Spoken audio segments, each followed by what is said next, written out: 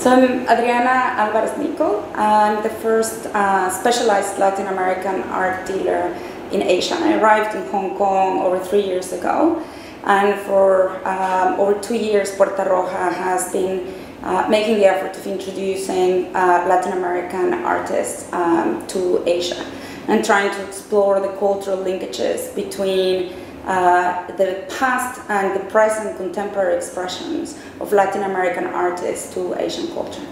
This is Hing Chao, founder and chairman of Earthpulse, and it's actually quite by chance through a mutual friend that I was introduced to Adriana at one of your shows actually last year. What I find especially interesting about Latin American art, something that I can personally relate to, is living in Hong Kong in the 21st century, we feel as if we're still at the crossroads. I mean, I think what happens with contemporary expression of Latin America is that it attempts to address universal questions, and I think that's what every artist around the world tries to achieve. The language of art is one that requires a lot more interaction and a seamless exploration of universal ideas.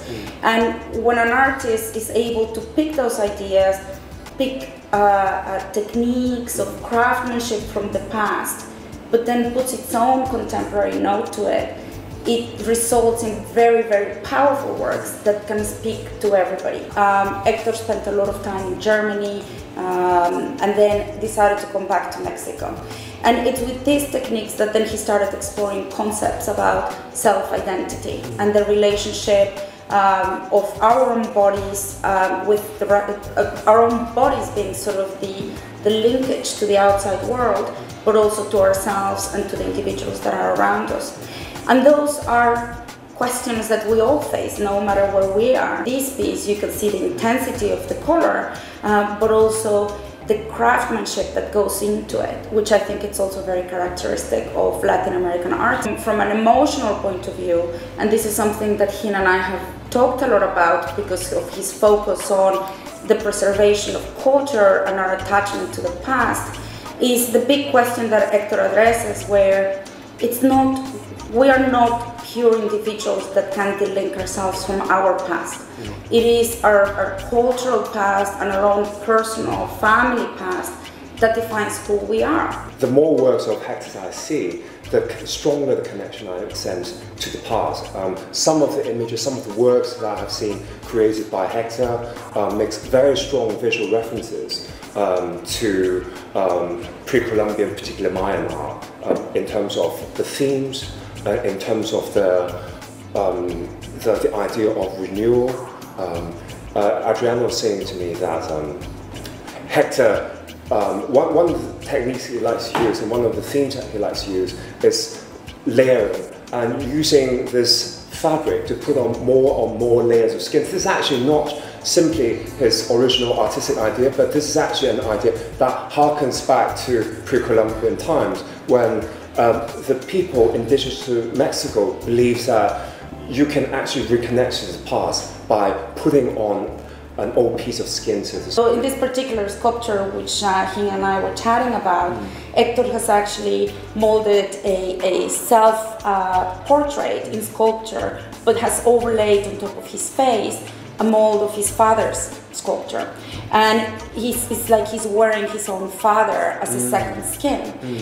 So this not only connects to a cultural past in terms of the idea of these ancient gods that would put a skin for renewal on top, but it's connecting to his own personal and individual past in a way that defines him not as a sole individual, but someone that is also defined by who his father was.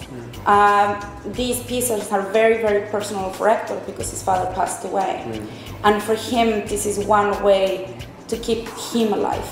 And that's one of the things that really draw me to Latin American art. It's the fact that each individual work of art you see is very unique. It carries a lot of emotion, personal stories, and feelings of the artist, but at the same time, it conveys something that's hugely universal. I would say there's the humanist aspect of all Latin American artists that I've come to know through Adriana that really appeal to me. I mean, it's something that you as an individual, as a human being, feel drawn to because it tells a story that is about the artist, that connects you through the artwork, but something that you can also feel as a person as you go through life.